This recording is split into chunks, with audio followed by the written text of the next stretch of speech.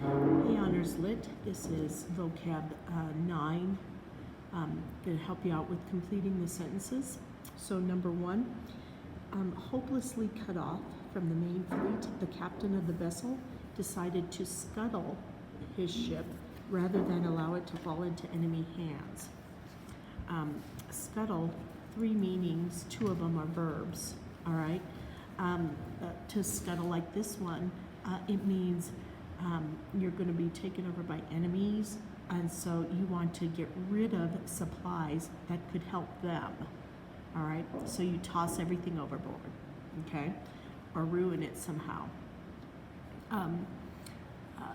Like I'm reminded of Pirates of the Caribbean, the first one, when Elizabeth scuttles the rum. She burns it up, okay? And so it helps her and nobody else can use it, okay? Let's see.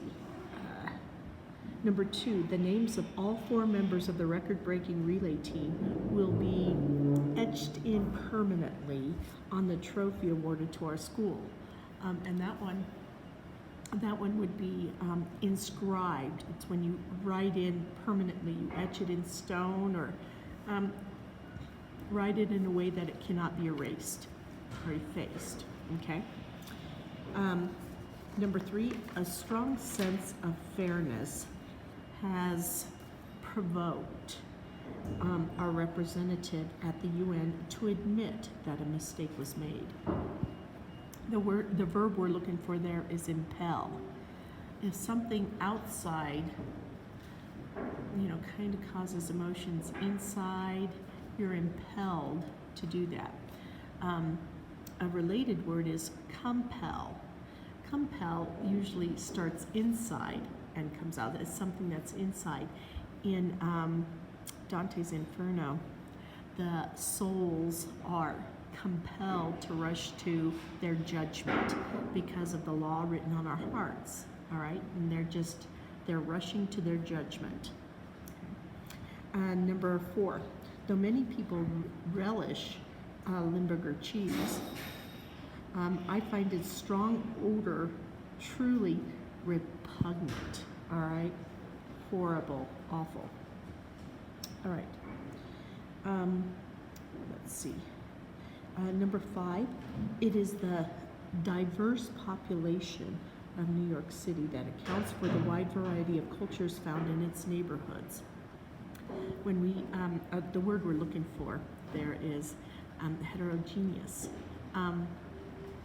And Mr. Hollenbeck and I, our first year teaching was in Queens, New York, and we lived in a very Jewish neighborhood, and very, very diverse. Heterogeneous is what we're looking for. Number 6, we must have the courage and the clear-sightedness to realize that what is quick and easy is not always right. Okay? In fact, it's generally the opposite. Okay? The word we're looking for is expedient. Okay? Expedient. And it's quick, it's a quick way to do something, but it's not necessarily the best way. Okay? Number 7, in times of rapid inflation, the prices of goods go up, okay, at a dizzying rate. The word we're looking for is escalate, okay, escalate.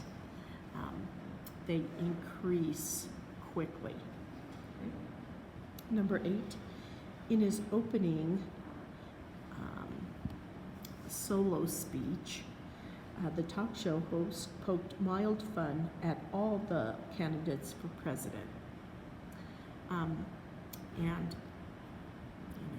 your parents maybe would have seen Johnny Carson, or you might now watch Jimmy Fallon, and you or Conan O'Brien, and usually at the opening, they give a little monologue, That's what we're looking. Mono meaning one, log meaning words. Okay? So we have a monologue. Okay? And mono means one, and log words. Okay? So tell me what word I would use for before word and after word. So I'm looking for two answers here. Okay? Before word, after word. Okay? That's your first challenge. Okay. Number 9, the New York City Marathon begins with a large group of unorganized, runners swarming across the Verrazano Narrows Bridge. And I'm looking for a horde. Okay, it's not like a phalanx. It's not a group of soldiers marching in line. A horde, they're all disorganized group moving, okay? Like a horde of zombies. What it makes me think about is that movie World War Z and how they, at Jerusalem, they come over the wall. Yeah, it's kind of a horde of zombies, okay? Number 10, in many cities, groups of private citizens have volunteered to serve as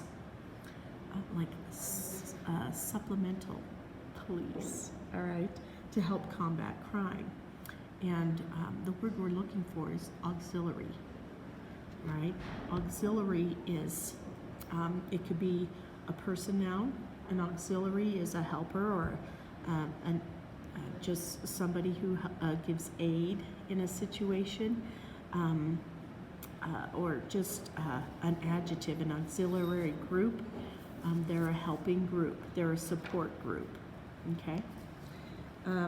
Number 11, he says that his little work area in the dormitory is so small that he has to walk into the hallway to change his mind or stretch his imagination. Okay. The word we're looking for is cubicle, okay? A little work area or study area, so small. All right, that's kind of a fun. Cubicle is what we're looking for. And cubicles, that's what kind of makes it a cubicle, is that it's small, okay? Not a nice office. Okay. Page turn. Number 12. It is all very well to be honest, but there are times when you should keep certain thoughts and opinions to yourself. The word we're looking for is candid.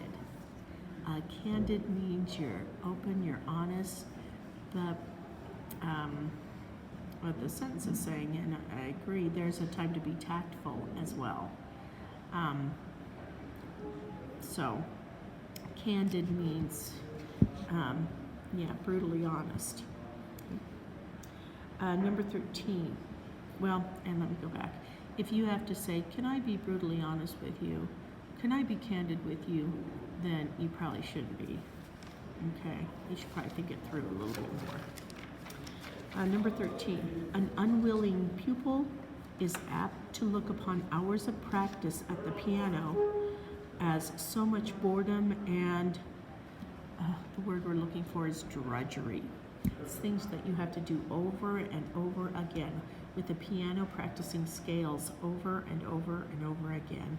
That some might think about that as drudgery when, it's really the key to becoming better. Okay. Number 14. Her voice was so gravelly that I found it painful to listen to her. The word we're looking for is rasping. Okay.